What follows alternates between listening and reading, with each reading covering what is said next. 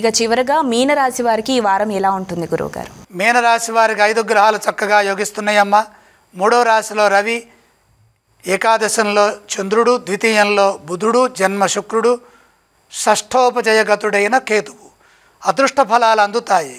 శ్రమకు తగ్గట్టుగా ప్రతిఫలం ఉంటుంది కాబట్టి అధికంగా శ్రమించండి. ఆత్మవిశ్వాసంతో పనిచేయడం ద్వారా ముఖ్య కార్యక్రమాల్లో విజయం ఉంటుంది. సునాయాసంగా విజయం సొంతమవుతుంది.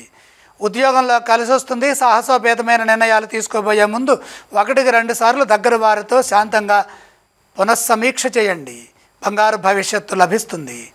ఉద్యోగంలో ప్రోత్సాహం పెరుగుతుంది. కృషిని బట్టి ఫలితం ఉంటుంది. అలాగే మీ కృషిని పెద్దలు గుర్తిస్తారు. సమయానుకూలంగా వ్యవహరించి లాభాలు గడించండి. సమయస్ఫూర్తితో పనిచేయడం ద్వారా పెట్టుబడులు విజయవంతమవుతాయి. అపారమైన తెలివితేటలు సొంతమవుతాయి. ఆర్థిక ఫలితాలు శుభప్రదంగా ఉంటాయి. ఎంత కష్టపడితే అంత ధనలాభం ఉంటుంది.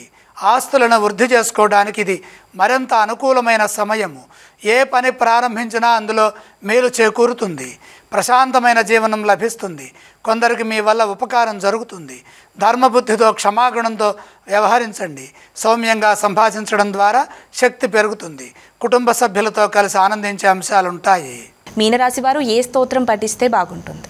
మీనరాశి వారు లక్ష్మీ ధ్యానం చేయడం చాలా మంచిది. ఈ రాశి వారు ఏ ఆలయాన్ని సందర్శించాలి?